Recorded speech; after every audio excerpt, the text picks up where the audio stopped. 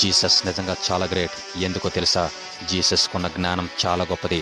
ఎంత గొప్పదంటే ఆయన తన 12 ఏళ్ల వయసులోనే దేవాలయంలో బోధకుల మధ్య కూర్చొని వారి మాటలను ఆలకిస్తూ వారిని ప్రశ్నలు అడగడం ప్రారంభిస్తారు.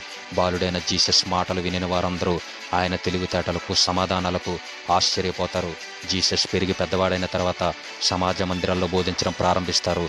జీసస్ ఇతర బోధకుల్లా కాకుండా అధికారము కలిగిన వాని వలె బోధించేవారు. దేవుని రాజ్య మర్మాలను బోధించేవారు. ఆయన బోధన విన్నవారందరూ ఈయనకు ఇంత జ్ఞానం ఎక్కడి నుంచి వచ్చిందని ఆశ్చర్యపోయేవారు. రకరకాల ప్రశ్నలతో జీసస్ను ఎరకాటంలో పెట్టాలని చూసే శాస్త్రులు, పరిసయ్యులు, సద్దుకయ్యులకు ఆయన ఇచ్చిన సమాధానాలు చెంప చెల్లుమనిపించేలా ఉండేవి. పాత నిబంధన కాలంలో మహాజ్ఞానిగా సొలొమోను మనకు కనిపిస్తారు. అయితే కొత్త నిబంధన కాలానికి వచ్చేసరికి సొలొమోను కంటే గొప్పవాడు ఇక్కడ ఉన్నాడని జీసస్ తన గురించి తాను చెప్పుకుంటారు. ఆయనకున్న జ్ఞానం దైవ సంబంధమైన జ్ఞానం. తండ్రి అయిన దేవుని స్వభావాన్ని జీసస్ తన బోధల ద్వారా ఈ ప్రపంచానికి బయలుపరిచారు. జీసస్ మాటలలో జీవం ఉంటుంది. ఆయన మాటలు విని వాటి ప్రకారం బ్రతికిన వారందరూ పరలోకమనే నిత్య జీవాన్ని పొందుకుంటారు. జీసస్ నిజంగా గ్రేట్ అనిపించిన వారు జీసస్ ఇస్ గ్రేట్ అని కింద కామెంట్ చేయండి.